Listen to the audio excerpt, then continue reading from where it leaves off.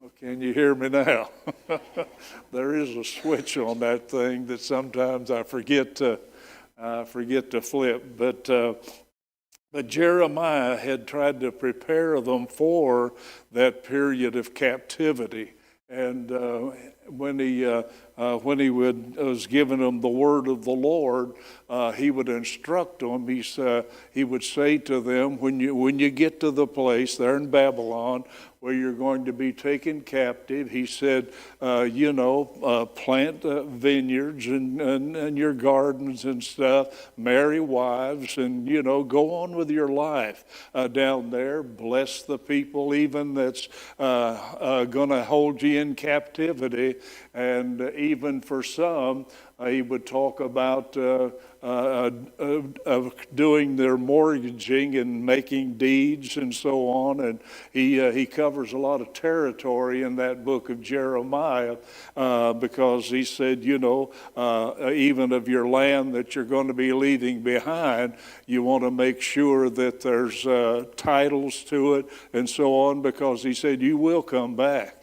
You're going to come back, and there's going to be some things that'll be needful when you get back into the land. So, of course, got him in trouble because he was forecasting or prophesying, is a better word, I think, that this was going to happen, and the captivity would be for the 70-year period.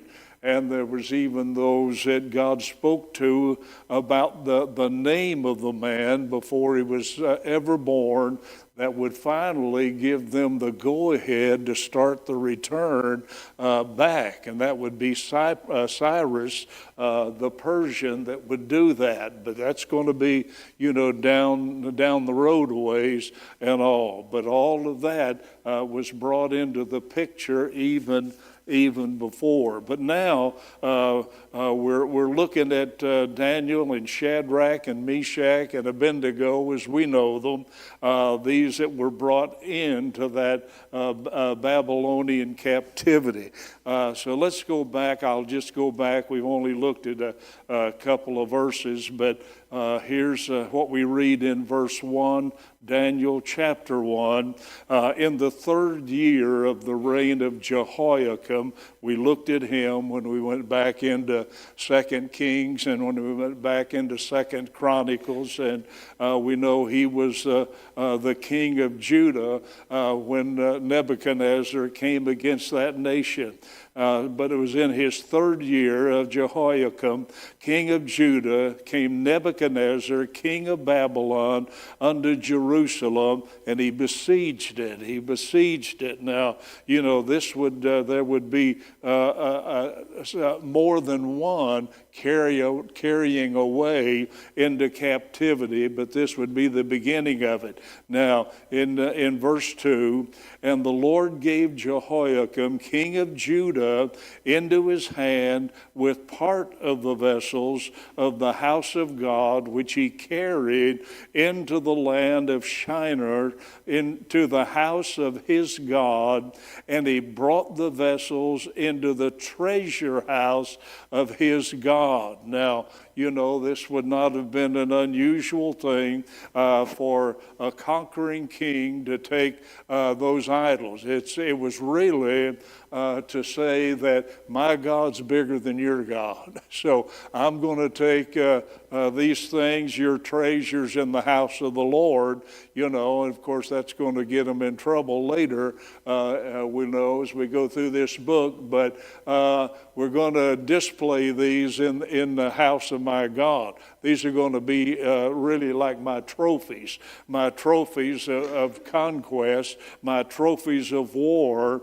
I'm going to take these vessels that are in your God's house, and I'm going to take them to Babylon, put them in my God's house, and they'll be there as my trophies of my victory over you. Now, we come to verse 3.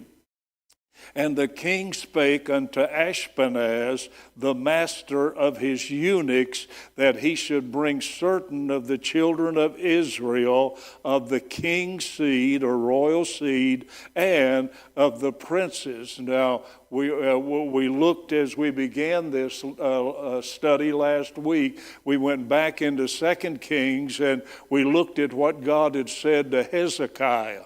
You know, after those what amounted to probably spies that had come from Babylon in his day, and he had showed them everything that he had. The Isaiah the prophet would say to him, who were these men? Oh, they're from a far country. No need to worry about them. From Babylon. And Hezekiah, Isaiah would say, well, what did you show them? Oh, he said, I showed them everything. I showed them everything. All of his treasures and all. But, Isaiah the prophet, he was seeing down the road. God showing him things. And he said, the day's going to come that all of this will be carried away into Babylon.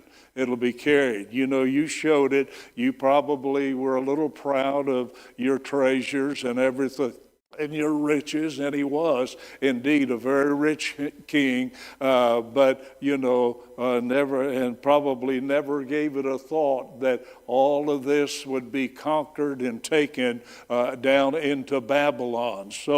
But he went on to say not only that, but he said your seed is going to become eunuchs in the palace of the king of Babylon. They're going to become eunuchs. And, and this is what makes us believe that, and here again, it says the royal seed or the king's seed is what that Nebuchadnezzar had asked for, that they be brought before him. So, and as well, he was going to make eunuchs of them. Probably by castration, he would, do that. And that one thing was certain, they was going to be able to be more committed to their studies and the things that he wanted them for. That was not an unusual practice either, and especially, if men were going to be in charge of the king's harem or something of that sort, and we don't know that these men that we're going to look at today was ever in that capacity, but he's just looking for some that's going to be totally dedicated to learning the language of the Chaldees, and there was going to be the least amount of distraction from what Nebuchadnezzar wanted them to concentrate on, and the place that he wanted them to be. So, but that would be a part of it, but it was also a fulfillment of the prophecy that Isaiah had given to King Hezekiah all the way back in his day. The day's going to come that your sons are going to be eunuchs in the palace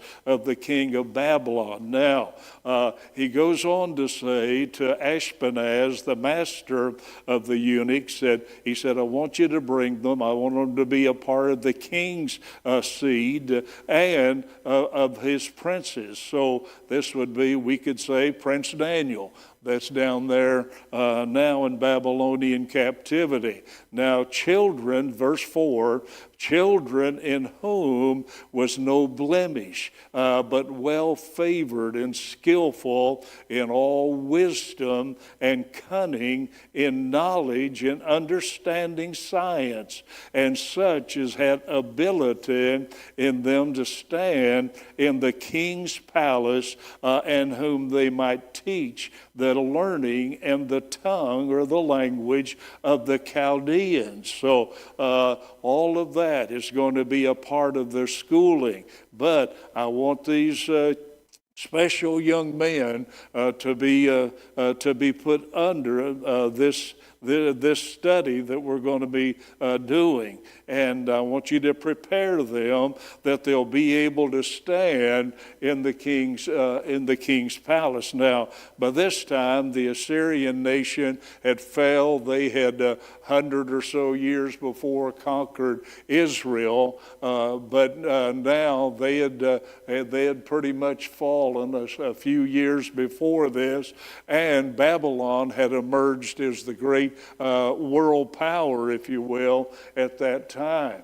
And the Babylonian Empire was expanding at such a rate, there was probably not enough people in Babylon to fill all of these positions that needed to be filled by the government. And so he's now going to be taking these captive. I mean, these were choice young men from among the captives that he might be able to install them in his government and oversee much of the people and the things that needed to be done by the expansion of Babylon. So, you know, they're going to have to, we're going to teach them, we want them already to have wisdom, you know, we want them to have knowledge, but, you know, want them to understand sciences and all. We're going to teach them the learning of the tongue of the Chaldeans, all of that, you see, and we could see, of course, how that was going to be a necessary thing, considering the position that he's preparing them for at this time. Now, and the king appointed them a daily provision of the king's meat and of the wine which he drank, so nourishing them 3 years, that at the end thereof they might stand before the king. Now, you know, this is not just a thing that's going to be a few days or a few weeks. They're going to be schooled for the next 3 years. And so all of these things are going to transpire. And I want you to, appoint them a portion of the king's meat. In other words, that's, I think, just another way of saying, I want you to give them the best of Babylon. Hey, you give them the finest steaks, you give them the finest food that we've got, and probably being it was Babylon, they probably, had some of the finest pork down there that a Jew was forbidden to eat. And so all of those things, were given unto them. But here's the thing about it. We know from going back and looking into the text and the writings of Moses that there was very strict dietary laws that God had given Israel. There were some things that they were permitted to eat, but there was other things they were absolutely forbidden to eat.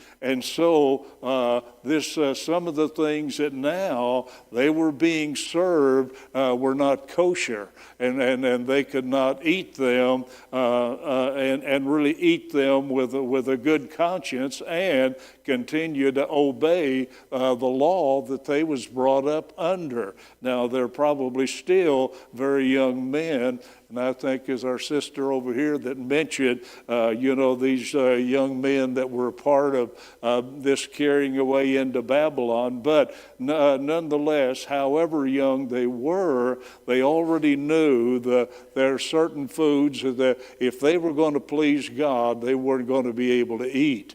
And of course, the king's wine, they wasn't going to be able to drink that. And so they were given, though, or at least they were being offered this non-kosher diet, even though it was probably considered the best that Babylon had that was to be given them. Now, look at verse 6.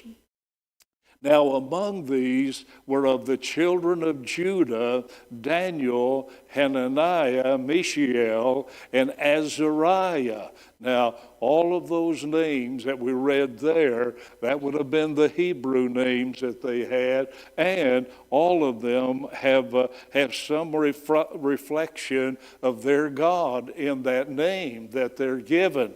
Daniel would simply mean, God is my judge. God is my judge. So that would have been his name in the Hebrew. And then, Hananiah, simply meaning the Lord has been gracious. So we can see, how that these names are going to be an indication of their God and reflect Jehovah God in some way. Mishael, who was, and his name would mean who is equal to God. Talking about Jehovah God, who's equal unto him, you see. And then Azariah, simply meaning the Lord has helped. The Lord has helped. So we can see the reflection of Jehovah God in the names that were there. But when they changed the name, even Daniel, although he's called Daniel most of the time through all of the text, but when they changed his name from Daniel, it would be Belteshazzar.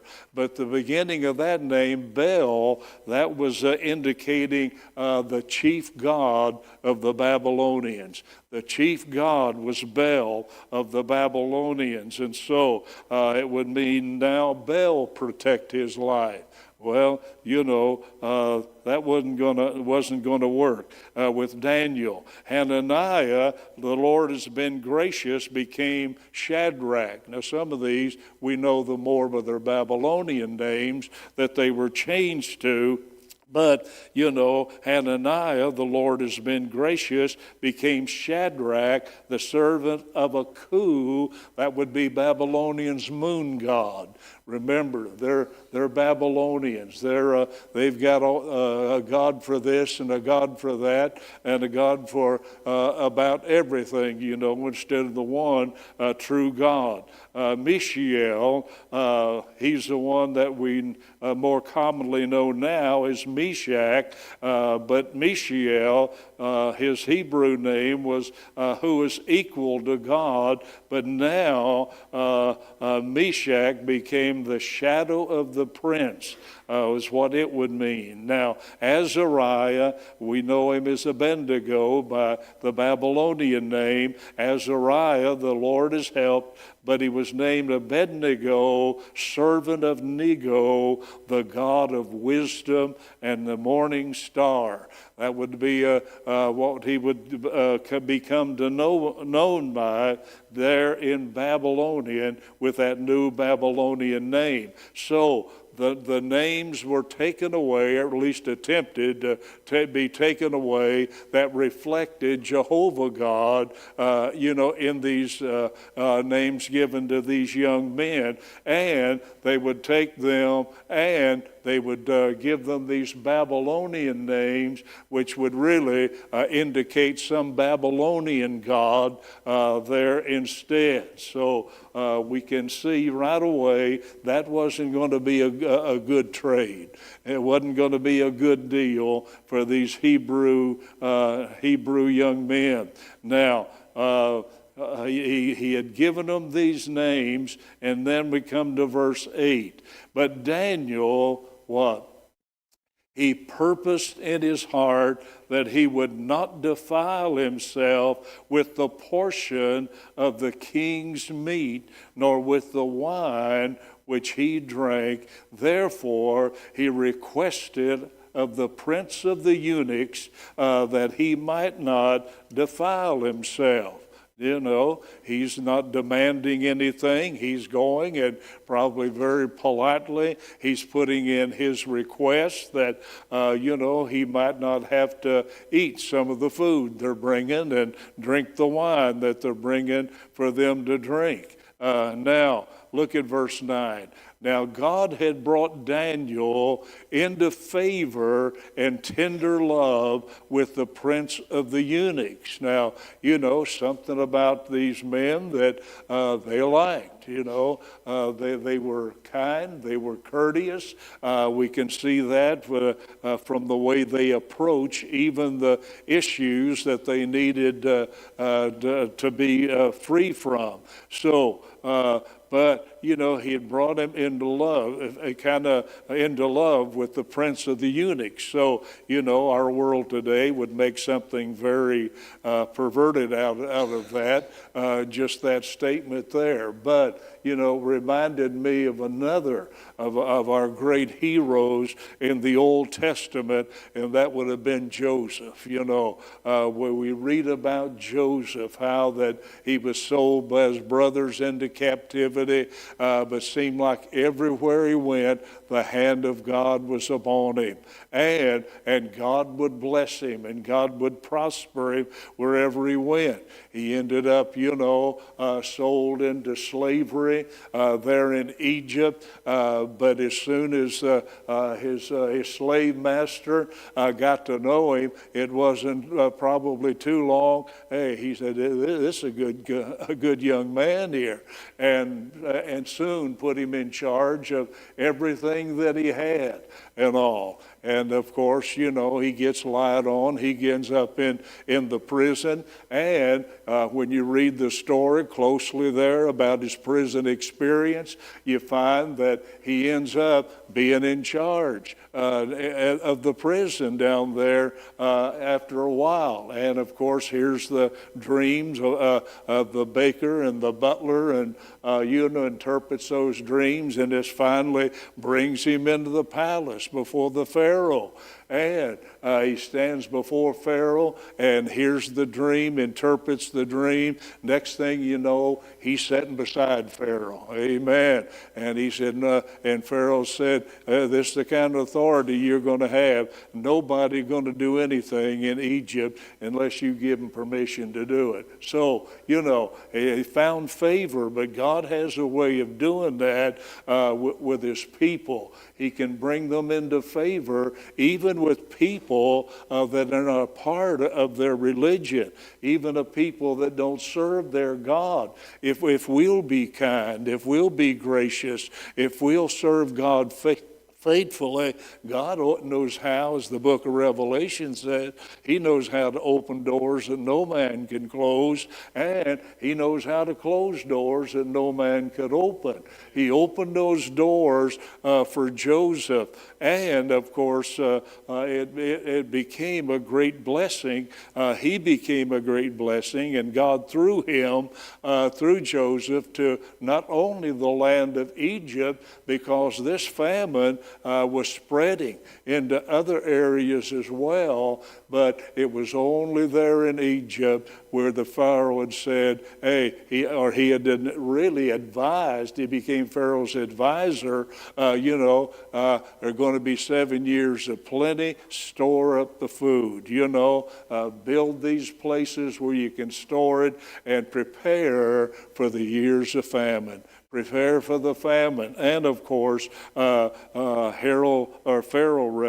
he took heed to that and did it. But, he's one of those that God had given favor, even to Pharaoh. Pharaoh's still a powerful man, but he realizes that here's a man that can not only understand things, not only can he interpret dreams, but he saw in him a man that he could trust. Oh, I'm telling you, that's one of the things that has been so missing in our world today. We find that we've listened to a lot of stuff back in the COVID days, found out wasn't anything to it. They just tried to throw a scare into the people and found out there was just a lot of false information that was out there, And the same thing in these last few months as we've seen the reports coming out of our news media, news media that that we'd love to be able to trust, but we found out they're not trustworthy. They'll just take the lies that are started by the people that feed them to them, and they'll feed them to us. But a lot of that stuff has you've been brought to light, and so it's just a terrible thing, really, when you feel like you can't trust those that are in such influential positions, whether it's the media or whether it's in the government and all. And of course, we're praying that there's going to be some tremendous changes made in those areas as well. But Joseph, I think Pharaoh could see right away in him that he could be a man to be trusted. Now, getting back in to the book of Daniel that we're looking at in verse 10, the prince of the eunuchs, remember, he's made a request that he not have to eat the diet that the king's sending them. And the prince of the eunuchs said unto Daniel, I fear my lord the king, who hath appointed your meat and your drink, for why should he see your faces worse liking than the children that are of your sort, and then shall you make me endanger my head to the king. Amen. Hey, I'm telling you, he had said earlier, he had brought him in favor and tender love, and he might have said something like this to Daniel. And now, Dan, I think a lot of you. I love you, but I don't love you that much. That I'm going to endanger my head. The Bible said, greater love hath no man than this. Jesus would say that man lay down his life for his friend. Well, this prince of the eunuch, he had kind of took a liking to old Daniel and these Hebrew brethren, but, he didn't like them that much. I'm not going to endanger my head for you. So here in verse 11 we read, then Daniel said to Melzar, whom the prince of the eunuchs had set over Daniel, Hananiah, Mishael, and Azariah. Now, this man had become like their personal servant to take care of them. He may have been the one that, brought in the meals and everything to them. So Daniel's going to make an appeal to him. He had already seen that Azariah wasn't going to endanger his head for him. So, he does speak to Melzar, their personal attendant. And he would say to him, prove thy servants, listen, I beseech thee 10 days, and let them give us pulse to eat and water to drink. Give us vegetables to eat, give us water to drink. Put us on that rabbit food diet. Amen. And we'll try that. So, here they are. Their faith. This is going to be a faith test for them. Then let our countenances be looked upon before thee, and the countenance of the children that eat of the portion of the king's meat, and as thou seest, deal with thy servant. Deal with thy servants, you see. And he consented, in this matter, and prove them for 10 days. 10 days. Now, 10 days, that's long enough to start seeing what kind of results are going to come from that.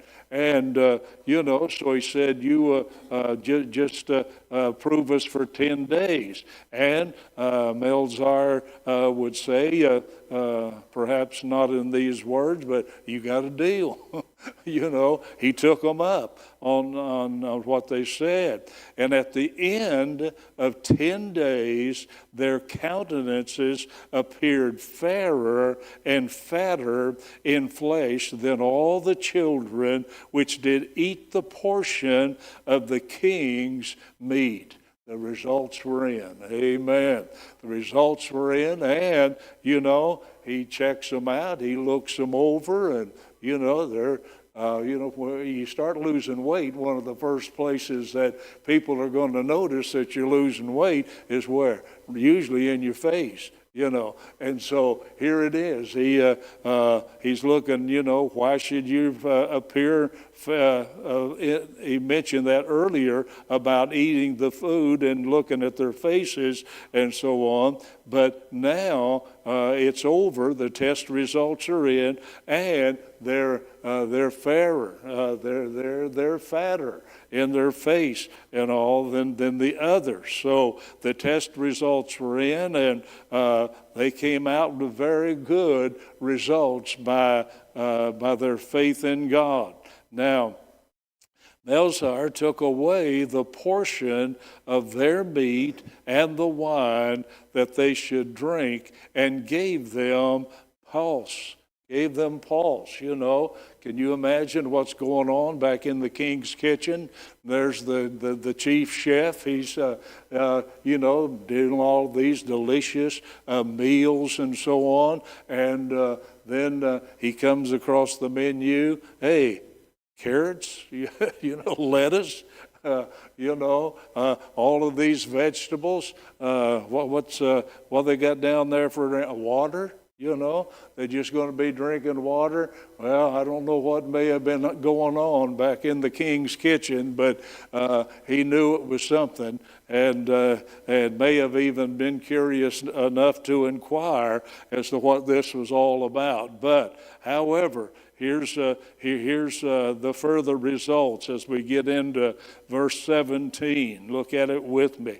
And as for these 4 children, God gave them knowledge and skill in all learning and wisdom, and Daniel had understanding in all visions and dreams. Hey, I'm telling you, they stuck to their faith and they stuck to their diet. And it proved to be something that was going to benefit them in every way. Now, they didn't eat the king's meat, but the trade-off was that God gave them. God gave them. We don't want to think it was just the diet or any of those things. But it was their God that gave them knowledge and skill in all learning and wisdom. And he gave Daniel a very special ability from the Lord to understand visions and dreams. Now, that's going to serve them all a little bit later. And so here it is. God gave it to them. Now, look at verse 18. Let's read on. And at the end of the days that the king had said he should bring them in, then the prince of the eunuchs brought them in before Nebuchadnezzar. Remember, it's 3 years.